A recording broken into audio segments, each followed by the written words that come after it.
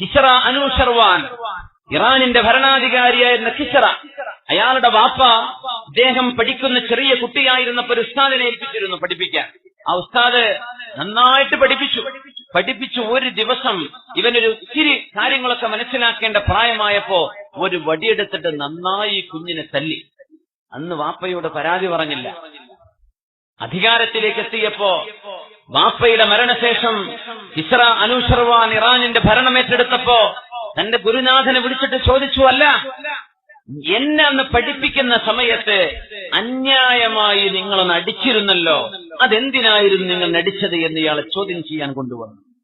പറഞ്ഞു, മോനെ, നിന്റെ ബുദ്ധിസാമർഥ്യവും നിന്റെ കഴിവും കണ്ടപ്പോ എനിക്ക് തോന്നി നീ ഇറാനിന്റെ ഭരണാധികാരിയാവും ബാപ്പാക്ക് പിന്നാലെ, നീ ആയിരിക്കും ഭരണാധികാരി എന്ന് ഞാൻ ഉറപ്പിച്ചിരുന്നു. അങ്ങനെ നീ അധികാരത്തിലേക്ക് വരുമ്പോ ഒരാളെയും നീ ആക്രമിക്കരുത്, വേദനിപ്പിക്കരുത്. വേദനയുടെ കാഠിന്യവും വേദനയുടെ കയ്പും നീയൊന്നറിയാനാണ് ഞാൻ അന്ന് നിന്നെ അടിയടിച്ചത്. നിന്നെ മറ്റൊന്നും ചെയ്യാനായിരുന്നില്ല, അപമാനിക്കാനോ എന്റെ ദേഷ്യം തീർക്കാനോ അല്ല. ആ അടിയുടെ വേദന ഓർമ്മ വരുമ്പോ നിനക്ക് ഓർമ്മ വേണം, നിന്റെ പോലീസുകാരോ നിന്റെ നിയമപാലകന്മാരോ നിരപരാധികളായ ആളുകളെ അന്യായമായി തല്ലുന്നത് നീ ഒരിക്കലും സമ്മതിച്ചു കൊടുക്കരുത്. വേദനയുടെ കയ്പ് നീ അറിഞ്ഞോ, അതറിയാൻ തന്നെ എന്ന് പറഞ്ഞപ്പോ കിസ്റ അനൂഷർവാൻ പറഞ്ഞ വാക്ക് നന്നായി എന്ന് പേർഷ്യൻ ഭാഷയിൽ പറയുന്ന വാക്കാണത്. വളരെ നന്നായി നിങ്ങളാ ചെയ്തത്, എനിക്ക് ആ വേദന ഓർമ്മയുണ്ട്, അതുകൊണ്ട് ഞാൻ ഇനി ആരെയും വേദനിപ്പിക്കില്ല എന്ന് കിസ്റ അനൂഷർവാനിന്റെ പ്രിയപ്പെട്ട മകൻ കിസ്റയുടെ മകൻ കിസ്റ അനൂഷർവാൻ, ഇറാന്റെ ഭരണാധികാരി, അദ്ദേഹം തന്റെ ജീവിത കഥ വിവരിക്കുകയാണ്.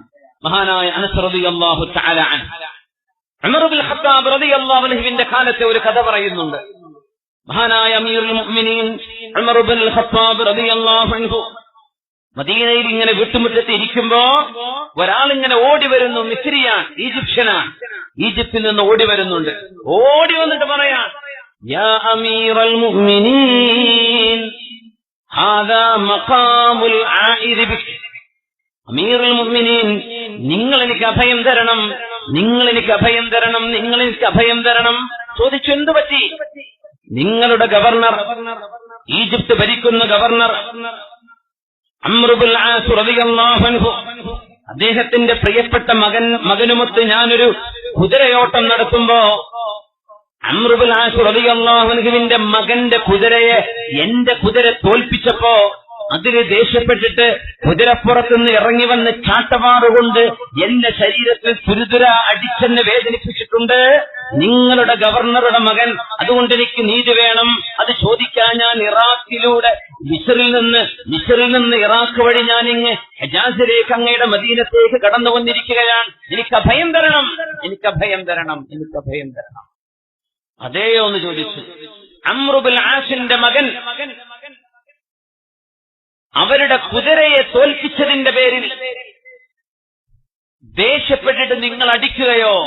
അതെ, നിങ്ങൾ ഈജിപ്തിലേക്ക് പോവണ്ട, അംർ ഇബ്നുൽ ആസിനെയും റളിയല്ലാഹു അൻഹു അവരുടെ മകനെയും ഞാൻ മദീനയിലേക്ക് വിളിപ്പിക്കുന്നുണ്ട് എന്ന് പറഞ്ഞു. അതിനിടയ്ക്കൊരു കഥ പറയാം. റസൂലുള്ളാഹി തങ്ങളുടെ പ്രിയപ്പെട്ട ഒട്ടകമുണ്ട്, ഖസ്വ എന്ന ഒട്ടകം. എപ്പോഴും ആ ഒട്ടകമാണ് മുൻകടക്കുക. സ്വഹാബികൾ നബി തങ്ങളുടെ ഒട്ടകത്തിന്റെ കൂടെ മത്സരിക്കാറുണ്ട്. സ്വഹാബികൾ അതബ് പാലിക്കും.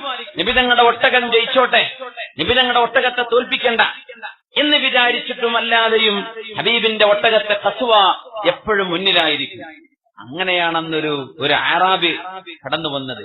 അറാബികൾ അൺസിവിലൈസ്ഡ് ആണ്, അവർക്ക് വലിയ സംസ്കാരമൊന്നും ഉണ്ടാവില്ല. എന്താ മനസ്സിൽ വരുന്നത് അതങ്ങ് വിളിച്ചു പറയും, എന്താ തോന്നുന്നത് അതങ്ങ് ചെയ്യും, പിന്നങ്ങ് പൊട്ടിക്കരയും, പിന്നെ സങ്കടപ്പെടും. അങ്ങനത്തെ ഒരു പരിവക്കാർ. അല്ലാഹുവിന്റെ റസൂലിന്റെ ഖസ്വയുടെ കൂടെ ഞങ്ങൾ ഇങ്ങനെ പോകുമ്പോ നബിയുടെ ഒട്ടകത്തിന്റെ പേരാണ് ഖസ്വ. നമ്മൾ ഓർക്കണം, നബി തങ്ങൾ എല്ലാ സാധനങ്ങൾക്കും പേര് വെച്ചിട്ടുണ്ട്. നബിയുടെ പാത്രങ്ങൾക്ക് പേരുണ്ടായിരുന്നു, നബിയുടെ വീട്ടിലെ സാധനങ്ങൾക്ക് പേരുണ്ട്, നബിയുടെ ഒട്ടകത്തിന് പേരുണ്ട്, അവിടുത്തെ വീടിലെ പൂച്ചയ്ക്ക് പേരുണ്ട്. നബി തങ്ങളുടെ ഉപയോഗിച്ചിരുന്ന ഒരു ഹിമാർ, ഒരു കഴുതയുണ്ടായിരുന്നു, അതിൽ നബി തങ്ങൾ പേരിട്ടിട്ടുണ്ട്. നബി തങ്ങൾക്ക് വേറെ ഒരു ഒട്ടകമുണ്ടായിരുന്നു, നബി തങ്ങൾ അതിന് പേര് വെച്ചിട്ടുണ്ട്. എല്ലാറ്റിനും നബി തങ്ങൾ പേര് വെക്കുമായിരുന്നു സ്വല്ലല്ലാഹു അലൈഹി വസല്ലം. ഒരാൾ വണ്ടിക്ക് പേരിട്ടു, അല്ലെങ്കിൽ വീടിന് പേരിട്ടു, ഒരു കുഴപ്പമില്ല. അല്ലാഹുവിന്റെ ഹബീബിന്റെ ജീവിതത്തിൽ തങ്ങൾ ഇഷ്ടപ്പെട്ട ഒരു സംഗതിയാണ്, ഇരിക്കട്ടെ. അപ്പോ നബിയുടെ ഒട്ടകമാണ് ഖസ്വ. അറാബി വന്ന് നബിയുടെ ഒട്ടകത്തെ അങ്ങ് ഓവർടേക്ക് ചെയ്തു പോയി. അതിൽ സ്വഹാബത്തിനൊക്കെ വല്ലാത്തൊരു വിഷമായി. വേണ്ടില്ലായിരുന്നല്ലേ, അയാൾ എന്തിനാ അങ്ങനെ ചെയ്തത്? നബിയുടെ ഒട്ടകമല്ലേ മുമ്പിൽ നടക്കേണ്ടത്, നബിയുടെ ഒട്ടകത്തെ അയാൾ തോൽപ്പിച്ചല്ലേ. സ്വഹാബത്തിനാകെ വിഷമം, എല്ലാവരും സങ്കടത്തിലാണ്. നബി തങ്ങൾ വിളിച്ചു, സ്വഹാബത്തിനെ വിളിച്ചു, അല്ല, ഖസ്വ എന്ന എന്റെ ഒട്ടകത്തെ ആ അറാബിയുടെ ഒട്ടകം തോൽപ്പിച്ചതിനാണോ നിങ്ങളുടെ ഈ സങ്കടം?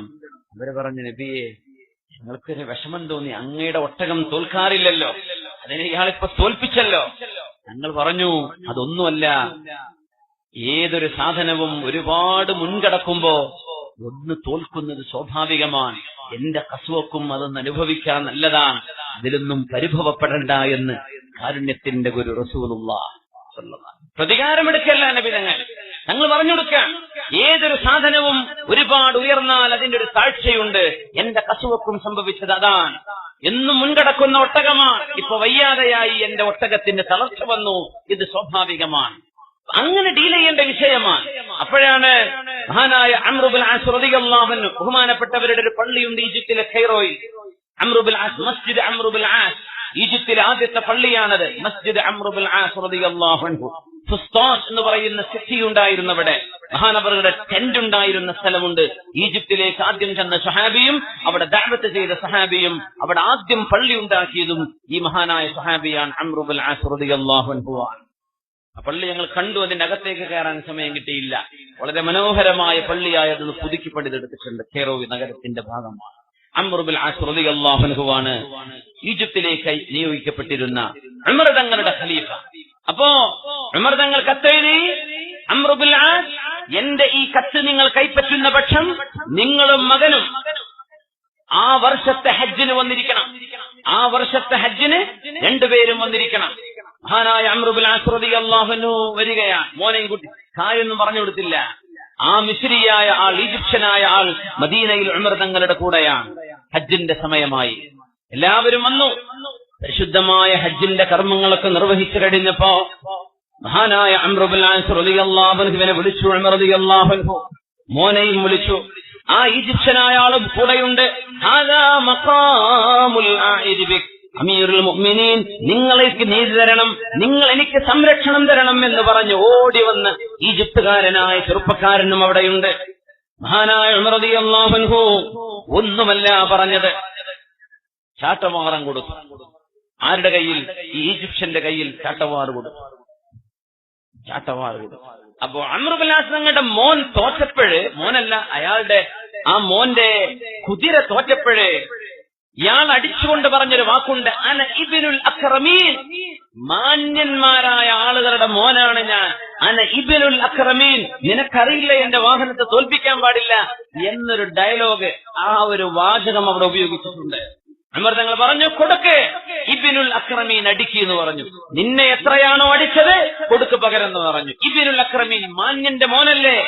അപ്പൊ അവിടെ അടിക്കത്തിരിക്കുന്നുണ്ട്, സഹാബിയാണ് അംർ ഇബ്നുൽ ആസ് റളിയല്ലാഹു അൻഹു. അടിക്കാൻ പറഞ്ഞു.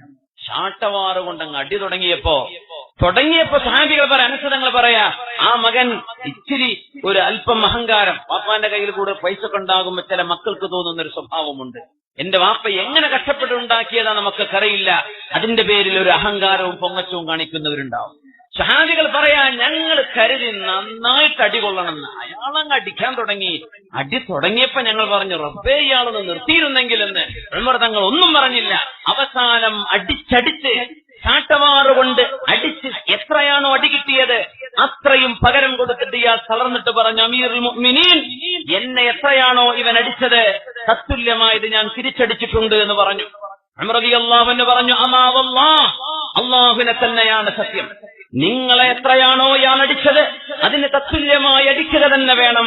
അതിനാരും നിങ്ങളെ തടഞ്ഞു വെക്കുകയില്ല. ഇത് നിങ്ങളുടെ ഹക്കാണ്, നിങ്ങൾ ആക്രമിക്കപ്പെട്ട ആളാണ്, ശിക്ഷിക്കപ്പെടുക തന്നെ വേണം എന്ന് മഹാനായ ഉമർ റളിയല്ലാഹു അൻഹു പറഞ്ഞിട്ട് പറഞ്ഞു, ഈ ചാട്ടവാർ വാപ്പയുടെ തോളിലേക്ക് വെച്ചു കൊടുക്കുമെന്ന് പറഞ്ഞു അംർ ഇബ്നുൽ ആസ് റളിയല്ലാഹു അൻഹുവിനെ. എന്നിട്ട് അംർ ഇബ്നുൽ ആസ് റളിയല്ലാഹു അൻഹുവിനോട് ഉമർ തങ്ങൾ ചോദിച്ചു, യാ അംർ ഇബ്നുൽ ആസ് എന്നവരെ, എന്ന് മുതലാണ് നിങ്ങൾ ജനങ്ങളെ അടിമകളാക്കിയത്? മിമ്മത ഇസ്തഅബത്തുമുന്ന, നിങ്ങൾ എന്ന് മാറ്റിയത്. വലഖദ് വലദതുഹും ഉമ്മഹാതുഹും അഹ്റാറാ, അവരുടെ ഉമ്മമാർ അവരെ പ്രസവിച്ചത് സ്വതന്ത്രന്മാരായിട്ടാണ്. അവരെ നിങ്ങൾ എന്നാണ് അടിമകളാക്കി വെച്ചത്? അടിക്കുകയോ മനുഷ്യരെ എന്ന് ചോദിച്ചു. ഉമർ റളിയല്ലാഹു അൻഹുവിനോട് അംർ ഇബ്നുൽ ആസ് തങ്ങൾ പറഞ്ഞു, അമീറുൽ മുഅ്മിനീൻ, ഞാൻ ഈ സംഗതി അറിയില്ല. എന്റെ മോൻ ഇങ്ങനെ പറഞ്ഞത് ഞാൻ അറിയില്ല.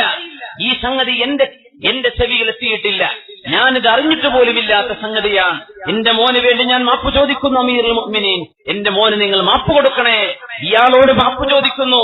ആ സാധാരണക്കാരനോട് മാപ്പ് ചോദിച്ചു പൊരുത്തപ്പെടിച്ചു അംർ ഇബ്നുൽ ആസ് റളിയല്ലാഹു അൻഹു മകനെ പിടിച്ചു പൊരുത്തപ്പെടിക്കുകയാണ്. എന്തുകൊണ്ടാണിത്? അൽദുൽമു ദുലുമാതുൻ യൗമൽ ഖിയാമ, അക്രമം അല്ലാഹുവിന് ഇഷ്ടമല്ല, അനീതികൾ അല്ലാഹുവിന് ഇഷ്ടമല്ല. സല്ലു അലൻ നബി മുഹമ്മദിൻ വആലി. اللهم صل على سيدنا محمد وعلى آل سيدنا محمد وبارك وسلم عليه. اللهم صل على سيدنا محمد وعلى آل سيدنا محمد وبارك وسلم عليه. ഒരുപാട് സ്വലാത്ത് നമ്മുടെ ഹബീബിന്റെ ഹളറത്തിലേക്ക് എത്തും. അല്ലാഹു എത്തിച്ചു കൊടുക്കട്ടെ, അവിടുത്തെ അല്ലാഹു സന്തോഷിപ്പിക്കട്ടെ.